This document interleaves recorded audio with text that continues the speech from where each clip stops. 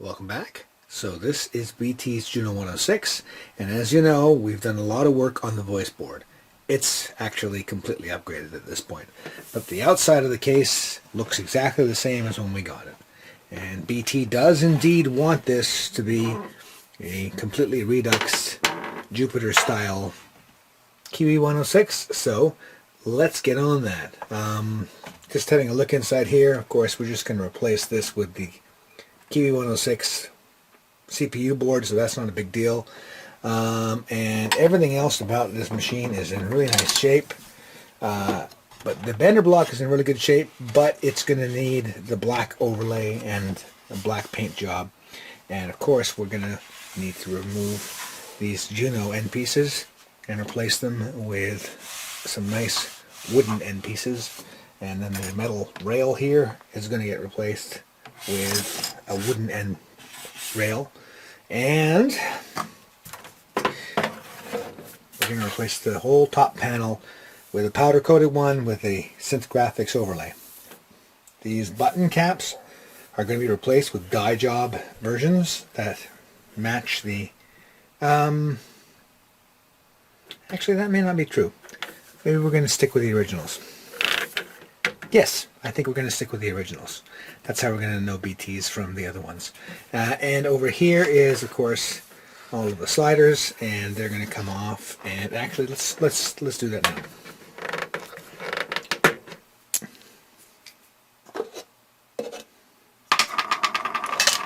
Yep, put them in a container.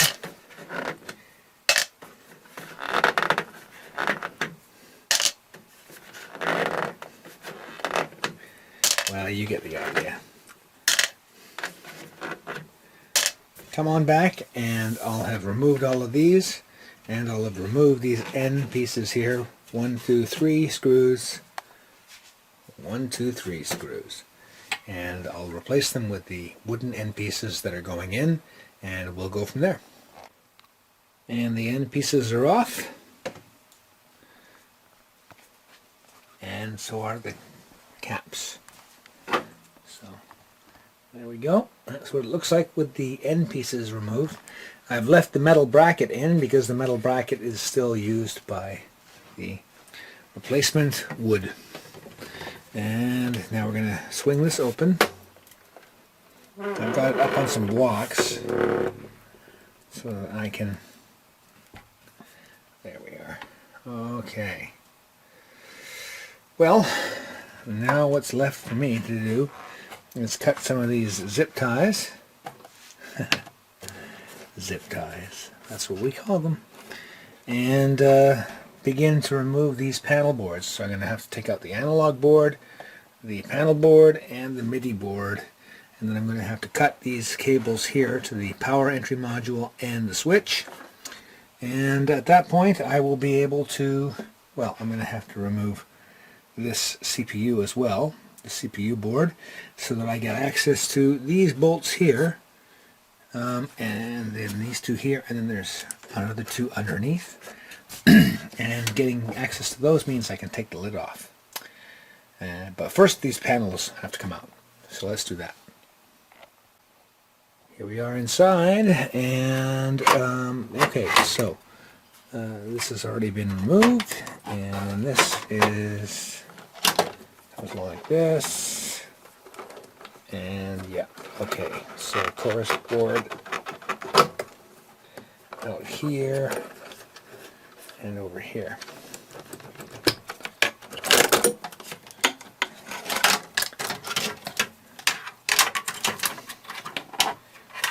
Already removed all the screws, so out comes the chorus board. And I'll put that in a place of honor. Very good. Okay. Next up, MIDI board. It's already come loose. MIDI board goes in here and over here. MIDI board loose. Okay. Now we're winding on down. This, of course, is the panel, and the front panel I'm going to unplug the cables for it without having unbolted it. Okay, so there's that one there, and then this umbilical, of course, comes down like this. Like that.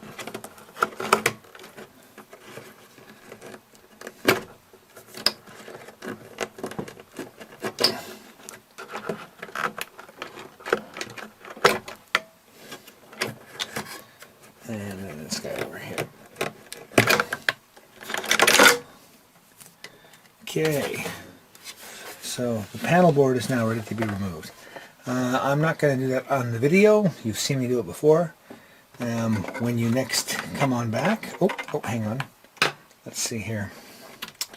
Let's unplug the rest of the CPU. That umbilical can just sit like that. Oop. I'm going to need to use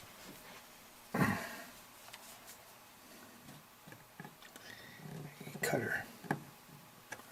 Taking great care, of course, every time you do this. You got to be careful not to cut actual cables. There we go. The trick is to nick. The trick is to nick. You nick them. All right.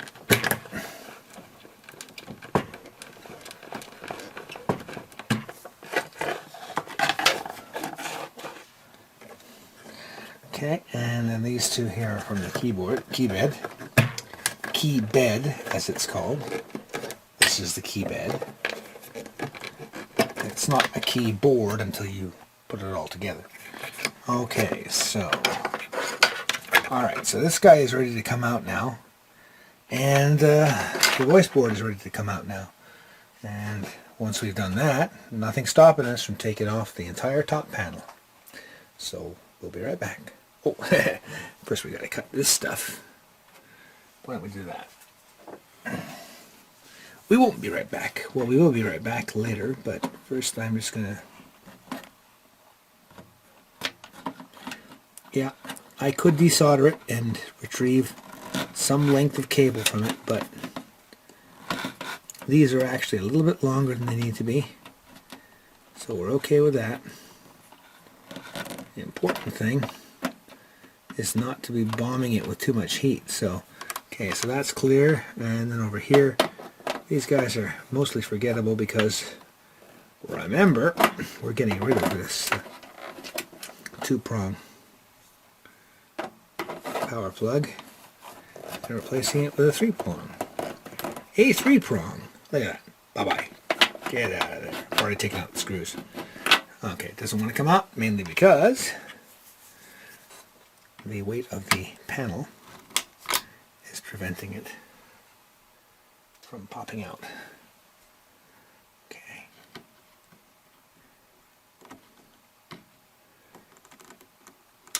Yes, there we are. Okay. Right. Time to take this panel board out and the CPU. Be right back. Alright, panel is clear.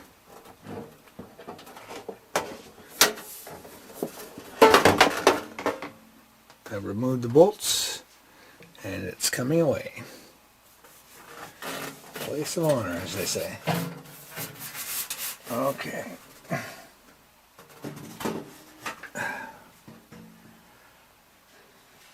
Okay, so